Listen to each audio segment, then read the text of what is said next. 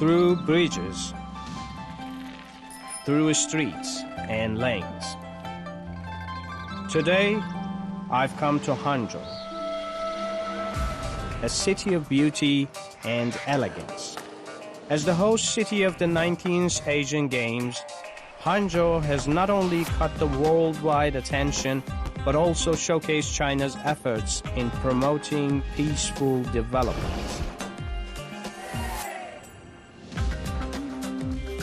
So this time, I will meet my guest in the Hangzhou Branch Library of China National Archives of Publications and Culture,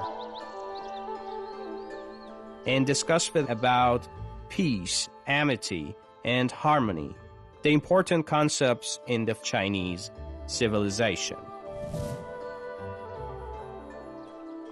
My guest, Bai Tongdong, is an expert in the field of traditional Chinese political philosophy and a professor of the School of Philosophy at Fudan University in Shanghai.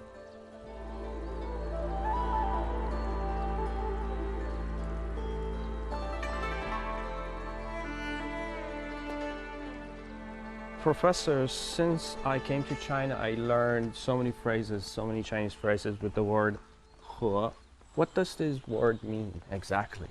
Confucius in the Analect said that of the things brought about by Li, the most important is he.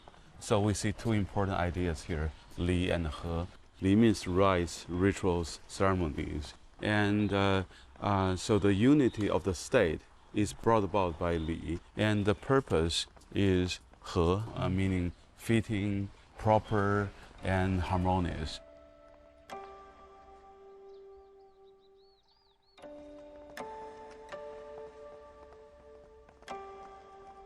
What are some of the artifacts that present these concepts? Let me show you one thing. This is Yuzong, a jade artifact. According to Confucius, jade is important to a Confucian gentleman because it represents many moral virtues. For example, the color of jade is warm, so it means the warm-heartedness a Confucian gentleman has to have toward the people. And the jade is hard but not harsh, so it's principled. It represents the Confucian virtue of righteousness.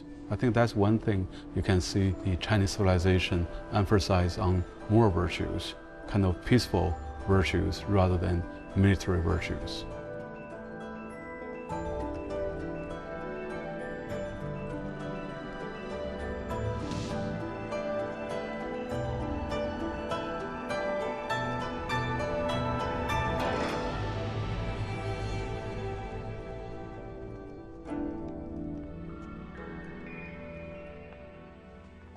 Professor, through the years that I've been here in China, I'm getting more and more adapted to life in this country. When it comes to dealing with others, you can see how people eager are to learn about you. They ask you, for example, Tuvalame, and you see a lot of cases of these exchanges and mutual learning. How did that happen? About your main question, let me give you an example. Actually, there are so-called the Kaifeng Jews in China. So these are the so-called Kaifeng Jews. There were Jews coming to China to do businesses in the Tang and Song dynasties 1,000 years ago. And they stayed, and they became part of greater Chinese community. And they have lived peacefully in this environment for 4,000 years. That's the case at point, but have they fully accepted Chinese culture, or they kept following their own traditions? They looked slightly different from other Chinese. They had certain clothes, they had certain Jewish traditions, but at the same time, they're reading Confucian classics. So, however, in your daily life, it doesn't matter what religious faith you have, what kind of life you live. So the peaceful assimilation of Jews in China is a beautiful example of this. Because from a Confucian point of view, to be Huaxia, now Huaxia is translated as Chinese. All you need is to read the Huaxia classics, the Chinese classics, then you can become Chinese. But how can we apply it to our today's world? If you look at the history of traditional China, Chinese have been very open to external influences.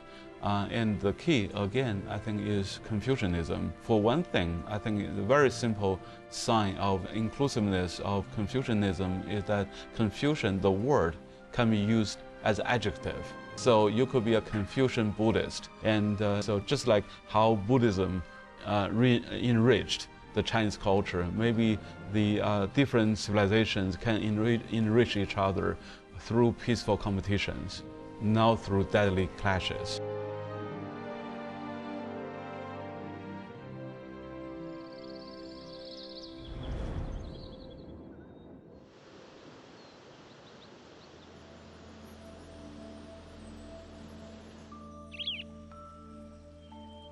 Professor, walking by the West Lake, I feel my mind at ease and the surrounding is quite harmonious. Is this what we call a sense of peace? Hangzhou was the capital city of the Southern Song dynasty around 1000 AD. And this dynasty was commercially highly developed. And the local magistrate, did a lot of water work.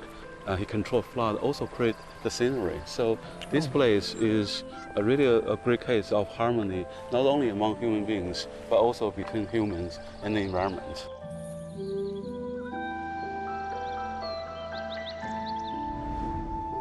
Thank you. If the globe keeps warming, there won't be any humanity left. So just for our survival and hopefully for a prosperous and harmonious globe, we need really great powers to work together. So we need to do something for all human beings. We don't want to have wars, right? We don't want to have mass starvation, genocide, all those things. That's just human duty. I think whatever religions, whatever cultures you adopt, that's a truly shared value. The Confucian idea that although it's okay for you to take your own self-interest first, other peoples, foreigners, they are human beings as well. We should have compassion for them. So we should take care of their interests as well. Namely, put it very simply, we need responsible great powers to work together. Not just peacefully, but even maybe in a kind of peaceful competition. This competition should be fair between all of these powers, and they have to let other people, other countries, to have a share of this open market, to be involved with it, to have a more harmonious world in order to actually fulfill this shared destiny, shared future for all humanity.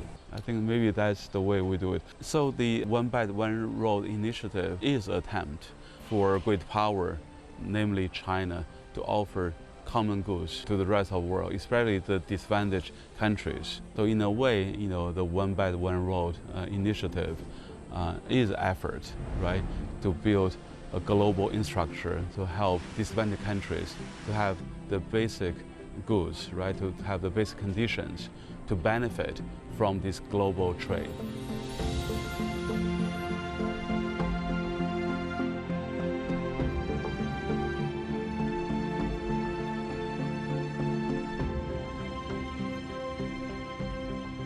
Peace and development are eternal themes and common aspirations of all countries in the world.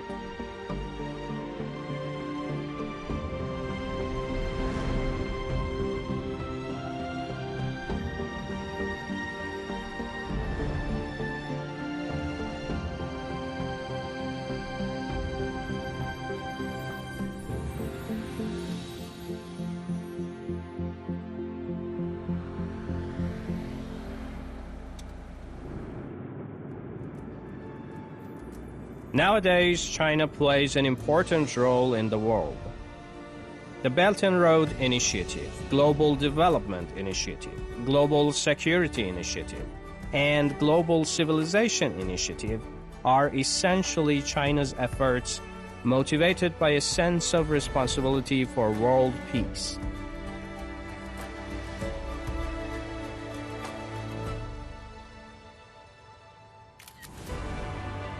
On this journey, I visited 5 different cities such as 出府in Shandong province, Guangzhou, Beijing, Xi'an, and Hangzhou. to understand and explore Continuity, innovation, unity, inclusiveness, and peacefulness of Chinese civilization.